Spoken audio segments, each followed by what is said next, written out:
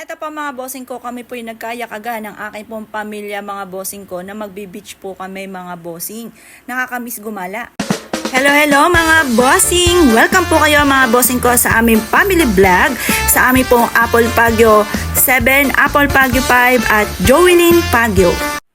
Nakakatuwa naman po mga bossing ko dahil habadaan ay napansin ko ang napakatayog na bundok na ito mga bossing.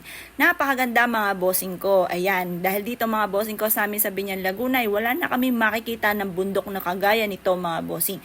Nandito po kami mga bossing ko sa Laia, Batangas mga bossing ko at excited na kami dahil doon sa Coral Beach Resort mga bossing ko sa Laia ay matagal na namin pinapangarap na puntahan. At ngayon lang po nagkaroon ng pagkakataon na makapunta po dito mga bossing. Maganda po dito. Dito na po kami mga bossing ko sa Blue Coral mga bossing. Napakaganda mga bossing ko ng ambience po dito mga bossing ko at sinisigurado ko na mag-i-enjoy po ang inyo pong buong pamilya mga bossing dahil kahit ako po ay na-amaze sa napakaganda ng ambience nila, napakalinis at magaan po sa pakiramdam mga bossing. Kung ikukumpara sa ibang mga beach resort na napuntahan po namin mga bossing ko, ay parang hindi po ba takot ka na mag-CR, takot ka na puntas dito dahil parang liblib. Dito mga bossing ko, ibang pakiramdam, liwala sa pakiramdam at mababait mga bossing ko ang mga nag-assist po sa amin. Yung kanilang mga staff, mababait po sila. At saktong-sakto dahil may mga hindi po sana kami kukuha mga bossing ko ng kwarto dahil wala na po sa tapat mga bossing ko ng beach dahil yun ang gusto po namin. Kaso, no choice po kami mga bossing ko kundi dito sa second floor.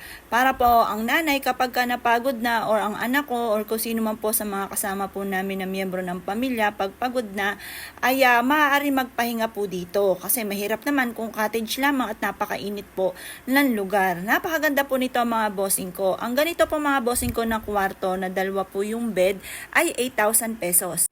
Dito naman po mga bossing ko, nagaganap ang buffet area mga bossing. Ayan po mga bossing ko, sasamahan ko ang aking nanay, patapos ko po siyang asarin. Ngayon po ay gagala po kami, mag-iikot-ikot po tayo mga bossing.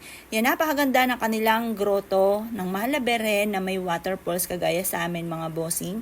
Tapos meron din siya ditong bridge mga bossing ko na napakaraming koi fish. Tingin ko dito mga Japan po talaga siya na koi fish, mga imported talaga. Kaya namang na-amaze ako at mahilig ako sa mga ganyan mga bossing ko. Ayan, napakarami po niya, kumpul-kumpul po siya dyan. Tapos mga bossing ko, ayan, Blue Coral. Halika pa mga bossing ko, pasok po tayo, diretso po tayo habang ang nanay ay nagmumuni-muni mga bossing ko sa paligid. Magaan po ang aking pakiramdam dito, maliwalas po siya, malinis mga bossing ko.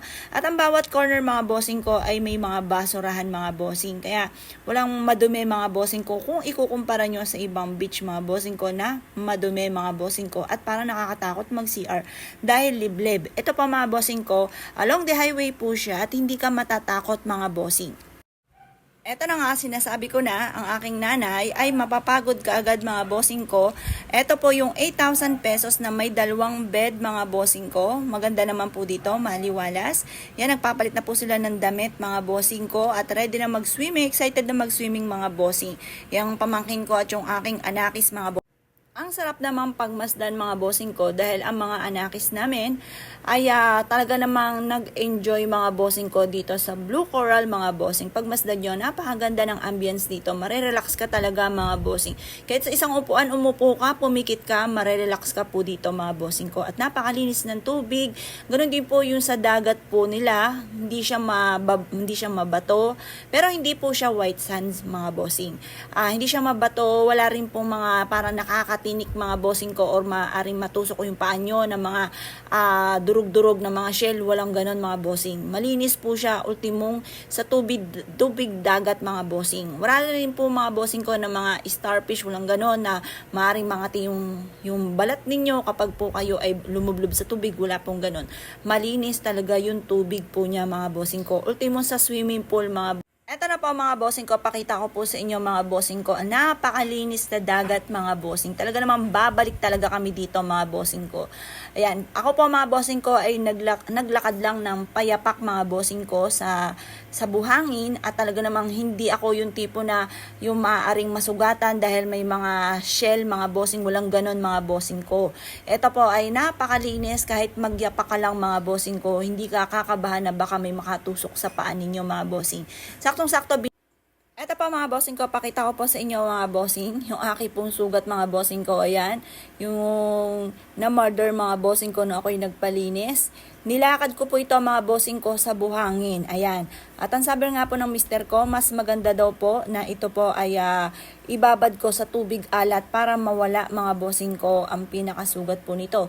Yan, naglakad lang po ako talaga dyan mga bossing ko nang nakayapak at hindi nasugatan yung paa ko. Wala pong mga durug-durug na mga shell mga bossing ko. Purong buhangin talaga siya. Kaya lang hindi siya white sand mga bossing, pero maganda po siya at malinis mga bossing. Hindi mangangate yung inyo pong balat mga bossing ko sa tubig mga bossing, kahit sa tubig alat mga bossing. Ayan, binabad ko po siya at ura-urada po mga bossing ko ay nawala yung nana. Sa mga oras ito mga bossing ko ay kakatapos lang po namin mga bossing ko na kumain ng lunch mga bossing ko, yung buffet nga. Dito sa mga pagkakataong ito ay naalala ko biglang aking anak dahil sa pagkuha ng tubig mga bossing ko sa pila ay bigla kong naamoy ang paboritong pabango ng aking anak na si Jovelyn. At kaagad ako'y kinalabutan mga bossing ko dahil pakiramdam ko ay kasama ko si Jovelyn. Kaya kaagad po ako pumunta mga bossing ko sa dagat at mapansin nyo mga bossing ko ay napakalinis ng dagat. Ayan po, napakalinaw mga bossing ko. Diyan po tayo sa Blue Coral mga bossing ko sa Laia, Batangas mga bossing. Yan po, naisip ko po dyan na isigaw ang pangalan ng aking anak. Medyo nahiya pa ako dyan mga bossing ko dahil may katabi akong pamilya mga bossing ko. Pero binubulong ko po dyan, yan sabi ko sa video na anak, miss na kita. Yan, gusto kong isigaw ang pangalan mo po dyan mga bossing ko. Inaantabayan. Ito naman pa mga bossing ko, nakakatuwa. First time kong humiga dito mga bossing ko.